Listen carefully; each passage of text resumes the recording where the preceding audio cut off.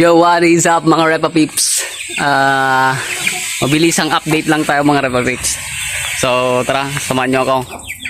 Pakita natin yung mga makukulit. So nain ko na tong mga pure old natin. Ito stag to eh. Ayun oh, tatlo na lang yan. Yung kanilang tatay ay namaalam na. Kaya ito, may iwan ng mga ito. Sana pulit yung dalawa. Para goods. Tsaka tayo bumili ng materyales. Ito naman si Iting. Ayun, galit na galit. Gustong manakit.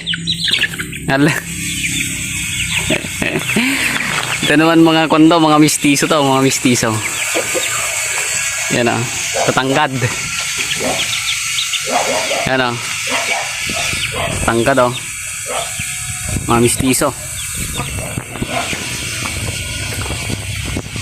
Ito naman yung last batch na pure old natin ngayon. 4 na lang silang natitira. 6 yan dati. Kaso sa pabago-bagong panahon ay nalagasan ng 2. At mukhang may malalagas pang isa. Iyon. Hindi nila alam, hindi sila marunong mag-alaga.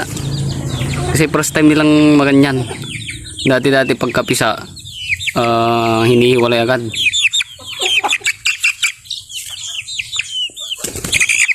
Mga makukulit oh. Ito stag to, stag to eh. May nang ulo.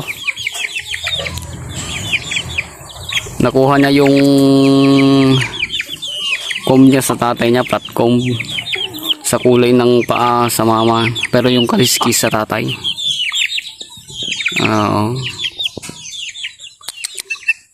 Tara, tayo sa sunod. Eto, yung payatot nating tanaka. May halak pata lang yan. Pero nabubuhay pa rin eh. Survive na survive. Sana may balik natin sa dati.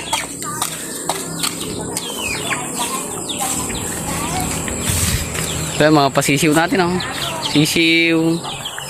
Ito bagong labas to. Hindi din marunong mag-alaga ng inakay. Yung mga anak ni Cobra Natix oh.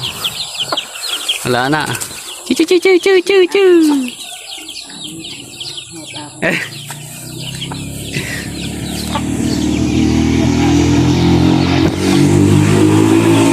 Ito si Cobra. Yan o. Pinir natin ulit dahil hiniwalay na yung hiniwalayan na yun yung mga anak niya. May isa na siyang itlog. Kapon ng itlog kapon. Yan. So yun lang yung mabilisang update natin mga Repa Peeps.